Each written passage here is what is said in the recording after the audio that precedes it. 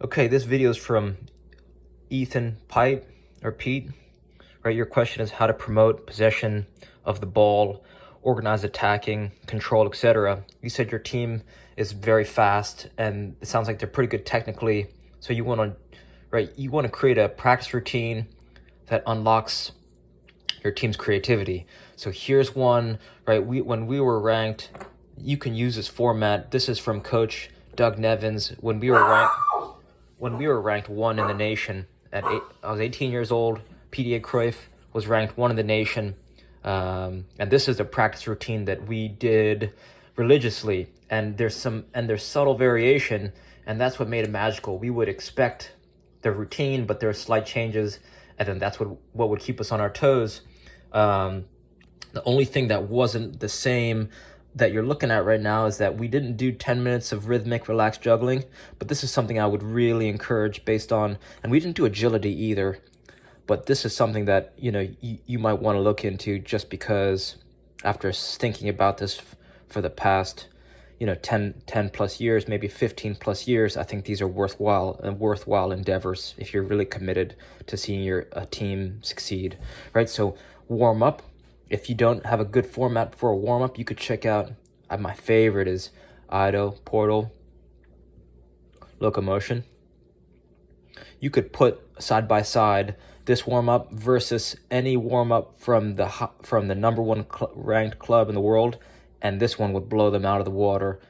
This one has so many dynamic ranges of motion, and Ido Portal is one of the, he moves like someone who's not from this planet. So, this isn't a weak suggestion. This guy doesn't mess around, right, in terms of movement. He's one of the best movers in the world.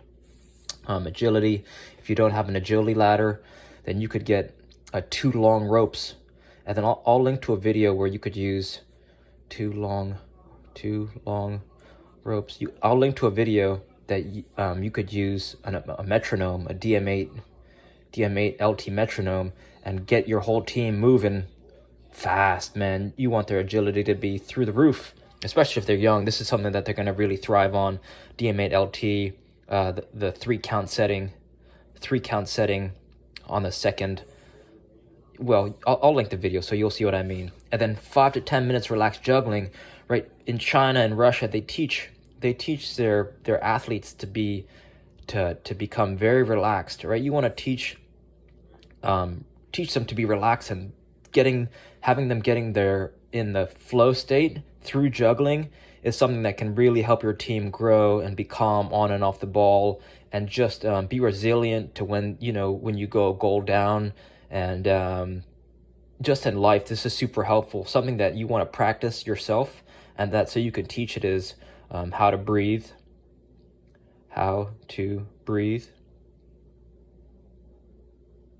And that's by Dr. Vranich. That's a TED Talk. So that's the foundation, right? If you can master this, then that's going to make, you're going to see your players, their movement, their creativity, the speed of their decision making. This is going to unlock all that, because I guarantee you, I would bet 97%, I'm 97% sure that they're not using this locomotion warm-up, and this is going to take, at first they're going to be like, what the hell is this? But this, I'm telling you, if you can demonstrate or just include this in their warm-up, they're going to have a lot of fun with it, and they're going to look, if you're a team watching another team do this warm-up, you're going to be like, all right, well, we might be in for a tough battle, because when you start doing this one, I've noticed even playing in a small-sided, I used to play some pickup with some buddies, and I would bust this warm-up out, and I would get so much respect that to a point while playing that since the team watched me do this warm-up, they would they would be hesitant to even approach me, because it looks like kung fu or something if you can do this warm-up. So this is a game changer right here. And when you're setting your warm-up, this is a high-level, world-class warm-up. If you got a high-class warm-up, then that's going to lead the way for more high-class stuff, right? So this is like a foundation, right? A pyramid is only as tall as its base. So if you can lay down this foundation with them, then this is going to unlock huge potential in all these things. So let's talk about possession. classic 2-team possession, right? You want to have the possession be in a tight area. I'm not talking too tight like they're sardines, but tight enough where it's going to challenge them to move the ball into space of the field where there is space, right? Going from tight space to open space to get passes, and they're playing to, they're doing first team to get 5 touches, or maybe first team to get 7 touches, depending on, how many passes you think they can complete to score a point, and then it's first team to 3, right? First team to 3 or first team to 5, and then 5 touches gets a point. Then you want to drop down from a limited touch to maybe 2 touch, 1 on the takeover, right? One team steals it from the other, and then they have an extra touch. I really loved 3-team possession because it's like monkey in the middle. And then when you split your team up into 3, there becomes this element of competitiveness that I think is better than when you're just doing traditional 2-team possession. But you can only run this if it's warm out, and you could have it 1 team with pennies, 1 team with shirts, and then 1 team go skins. Or if you have got just 3 different colors of pennies, or you arrange a team with based on the shirts that they're currently wearing. You just have to be thoughtful and creative about. But this is easy to do, 3-team possession, and then you could do unlimited touch, and then 2 touch, 1 on the takeover for the 3-team possession. Another possession game I had a lot of fun with was playing to gates. Coach would set up gates on the field, and to score a point, you'd have to pass through the gate, and then you could get maybe go to back and forth between one gate a few times, but then what would happen is that you'd have a defender come and defend the gate. But then what this encouraged teams to do is get passes quickly at a gate and then move to a different gate rapidly and get more touches. So what the gate game taught during possession was how to move in and out of space, and it encouraged the style of possession where we started to we got very good at going from areas of tight pressure or heavy pressure and tight space, and would rapidly be able to go to an area, because we would have to recognize what gate wasn't being defended and bring the ball there rapidly, especially with a touch restriction. So you could see how the complexity, especially when you restrict a touch, now players are kind of moving off the ball in a very organic fashion, that these are the possessions that you want to alternate every other practice, or whatever ones you see they respond to. I think each one is going to help the other one grow, right? So if you do gates one practice and you switch to 2-team possession, and the next practice you go 3-team possession, so I think they're going to help each other become better at the possession. In terms of finishing on goal, you don't want any defenders. You want one line. Everyone's got a ball in their hands or at their feet. For Slotsville is inside side netting, right? Hard driven ball, right? And they're just going through repetitions. And if you have multiple goalkeepers, you want them to rotate at their, whenever they want. Psychologically, it's tough as a goalkeeper for finishing on goal. You got to make sure that they have a resilient mindset, and remind them that this is a finishing drill, and you don't even have to have goalkeepers in for this one. They're practicing placing the ball on the frame, right? You want low, hard driven shots on goal, right? Slotsville, a player I played with during when I learned this routine, his name's Mark Cintron, and he scored on the Spanish national team, and you could see how his goal, it was literally a textbook Doug Nevins finish, Slotsville side netting. And that was, he's playing for the Puerto Rican national team, and that's where he hit that Slotsville. Next is Volleysville.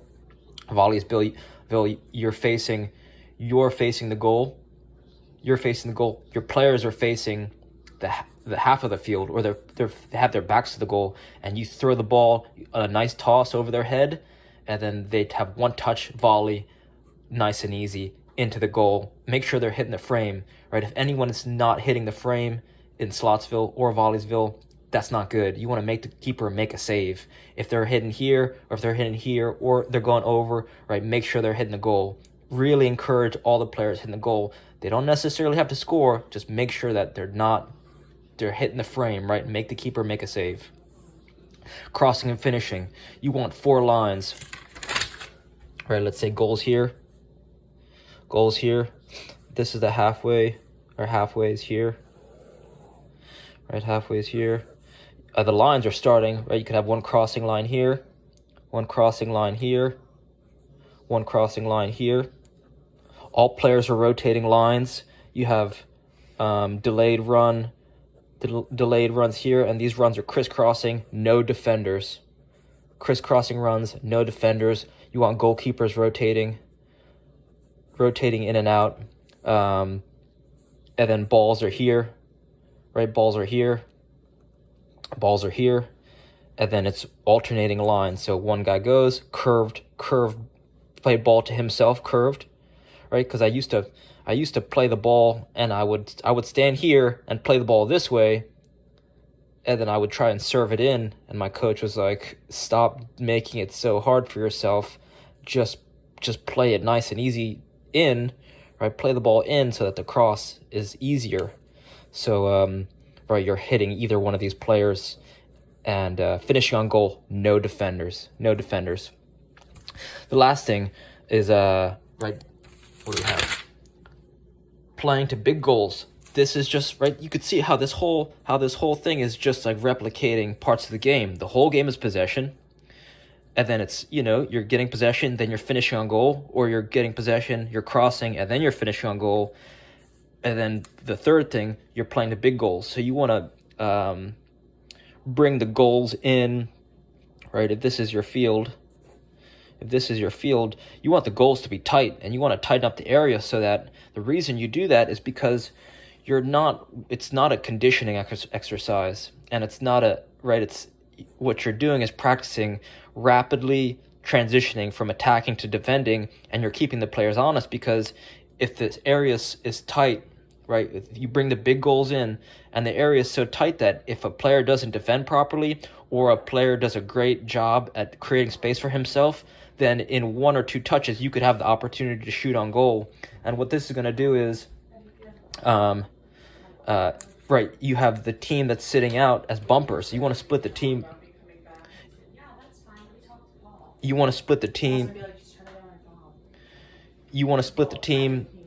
Into three, because when you split the team into three, it's going to make it more competitive. And the team that's sitting out is one touch on the bumpers, and this keeps them engaged, because if they're sitting out and they're not engaged, then it's going to have them check out. But if you have the team as bumpers on the outside, then if the team is sitting out, then they're not going to be engaged, right? So you want to have them as bumpers on the outside so that they're more engaged, because if you're not playing, you want to get on the field as fast as possible. So that means your bumper is going to be focused, and is going to be playing good passes so that they can get on the field, right, and play.